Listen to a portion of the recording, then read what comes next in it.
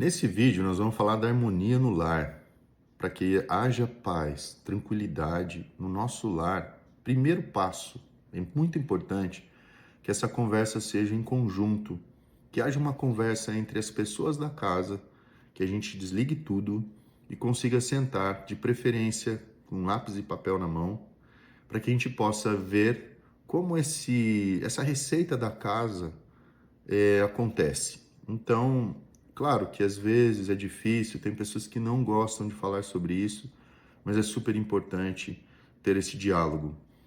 O quanto a casa precisa dessa receita para que haja esse planejamento familiar.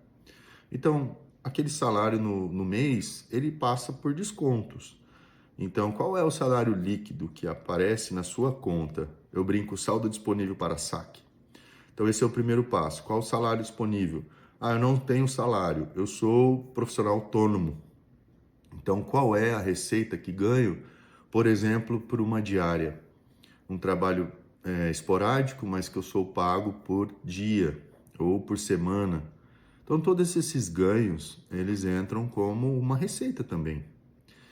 É algo que eu fiz por freelance, que a gente chama, algo que eu fiz por um trabalho temporário, tudo isso é classificado como uma receita. Então, de um lado esquerdo, a gente vai colocar quais foram as receitas que eu tive naquele mês, né? E aí começa as despesas, né? E tudo acontece, acho que uma dica que eu quero dar é que acontece nos detalhes que a gente acaba se perdendo. Exemplo, quando a gente tem uma despesa de uma saída para uma festa e a gente acaba gastando aquele dinheiro naquela noite, que é necessário, é importante, mas a gente começa a colocar isso num papel. Como que, quanto eu gasto de refeição fora do lar, por exemplo? Então eu tenho uma refeição em casa que acaba entrando na conta do supermercado, né? Mas muitas vezes eu tenho aquela receita, desculpa, aquela despesa fora do lar. Então isso entra como jantar, almoço, coloque como refeição fora do lar que fica mais fácil, né? Aquele cafezinho que eu tomei fora do lar, isso tudo entra como uma despesa também. E às vezes a gente se perde porque esses pequenos detalhes a gente não percebe que somando existe um valor montante no final do mês e que a gente não percebe que isso acaba consumindo uma parte do nosso orçamento e a gente não previu, né? Ah, Jean, mas eu preciso parar de sair. Não, não é isso. Mas em algum momento a gente vai ter que fazer escolhas. Se eu saio ou se eu almoço em casa. E uma vez por mês, talvez eu faça essa, esse mimo para mim mesmo, né? Para a família, enfim. Então isso vai depender muito de como está o orçamento. Outro ponto importante é que nessa conversa todo mundo colabora. Então, exemplo, se eu estou gastando muita água ou muita luz, todo mundo tem que colaborar como se fosse uma empresa, como se fosse um condomínio, que a conta é rateada. Em algum momento eu vou acabar pagando por isso. Então, se todo mundo não pode colaborar com o dinheiro entrando, mas que colabore economizando. Então, algumas regrinhas de, por exemplo, deixar o eletro sem estar na tomada, se eu não estiver assistindo, já economiza um pouco de energia, né?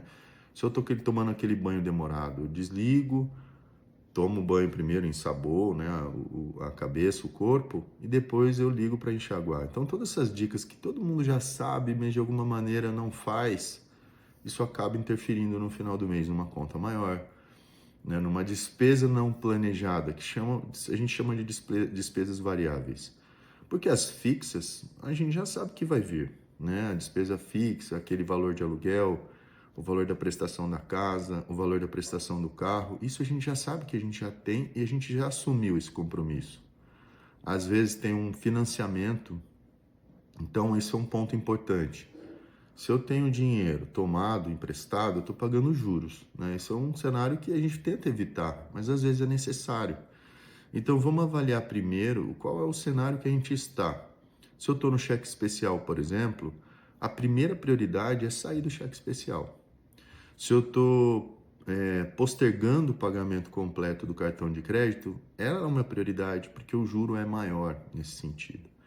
Então, se a gente consegue cortar gastos em algum momento, em algum lugar, esse valor que eu cortei, eu vou reverter para pagar a minha dívida. Ah, mas eu queria fazer uma viagem muito importante para mim, eu vou me sentir melhor.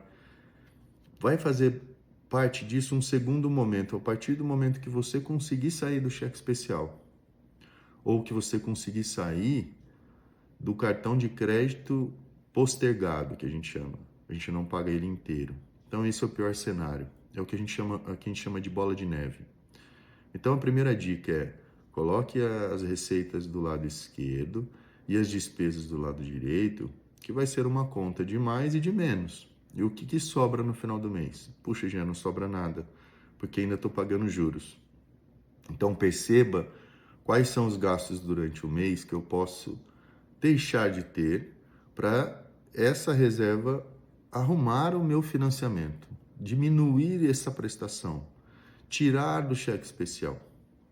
Então isso é bem importante e essa é a fixação que eu gostaria agora que a gente parasse e pensasse. Para a próxima aula a gente entrar um pouco mais no detalhe. Combinado?